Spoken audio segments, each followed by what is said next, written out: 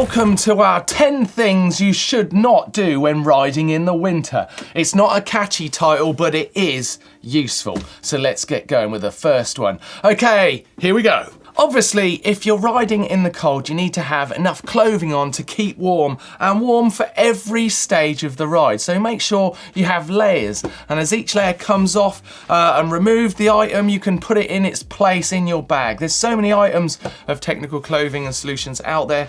Brilliant items that have warmth and are breathable and can be stored when it's needed to be. So as well as warmth, you need to think about staying dry. Think about how dry your feet are going to be.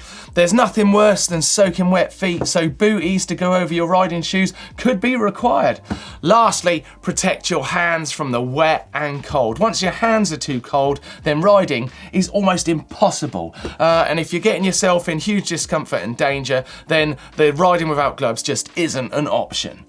You should never rely on your phone. However, they are incredibly useful for so many things. Recording your ride using ingenious apps or mapping your route. But service can drop and batteries can fail when you forget to charge them. So route planning and calls can't be taken for granted. Nevertheless, having a phone with you is a fantastic tool that will consistently get you out of a hole when things go wrong. So take it, but don't put all your trust in it. But take it, but don't trust it, but do take it. So, flip side on the phone issue, don't ride unless someone knows where you're going. Have a planned route.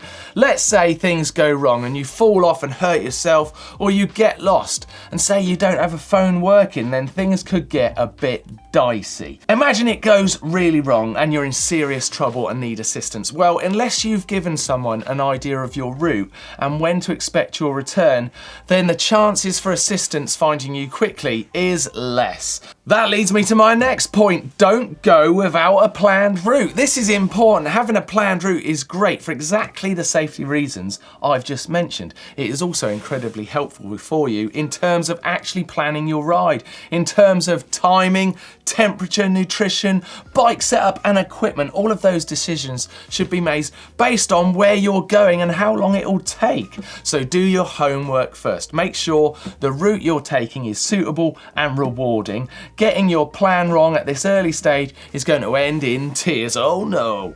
Although we won't be able to see you cry because it will be dark and raining and you'll be on your own and scared.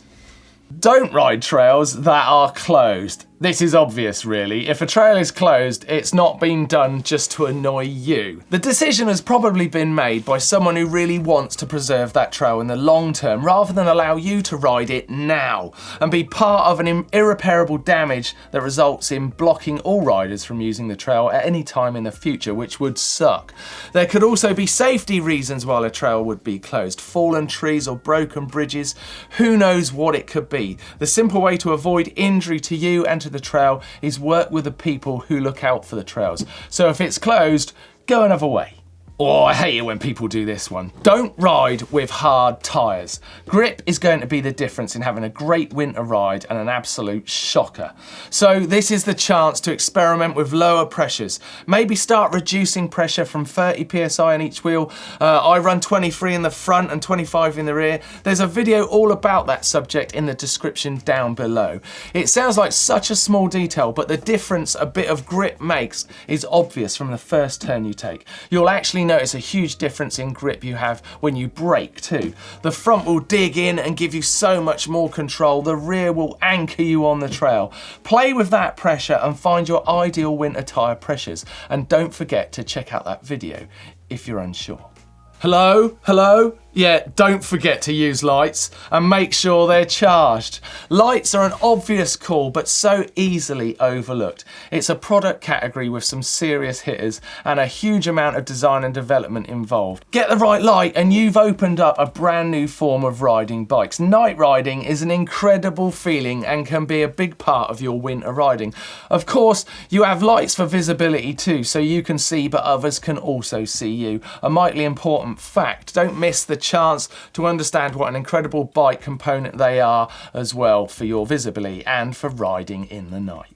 Never ride in dark clothes. Make sure you are visible. There are riders out there Blake Sampson, who like to look cool when they ride. They love that stealth look, but it just doesn't fly when it comes to riding in winter. You need to be visible for obvious reasons. If you have any road work in your riding route, then it goes without saying that the easier it is for other roaders to see you, the better. On the trail, it's also important for you to make yourself visible to anyone who, God forbid, would need to find you for any negative reason. But accidents do happen, said Martin.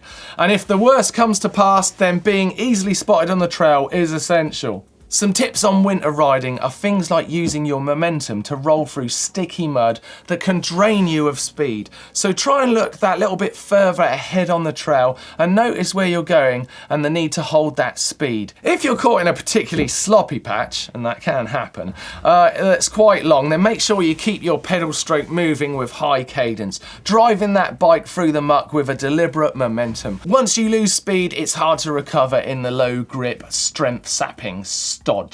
Also think about changing the bike setup to suit. Perhaps move from clips to flats if you want to have that added confidence in handling those difficult riding conditions. Removing that worry of getting clipped out can really help. Once clips are the norm for you, then this probably isn't necessary. Don't forget to have a great time. I mean, that's what it's all about, to be honest. Riding in the winter months does add some extra riding elements to the mix. Not all of it easy to master, but the challenge you'll face will be well worth it. The reward is also going to outweigh the reluctance you'll have when contemplating going out in that cold, wet, snowy, muddy old day. I promise. It will be much better than you think. Thanks for watching this video. I hope your winter riding goes well. Click on the old globe there to subscribe, and if you want more tips, then click here for more winter riding tips. See you next time. Don't forget some thumbs up likes.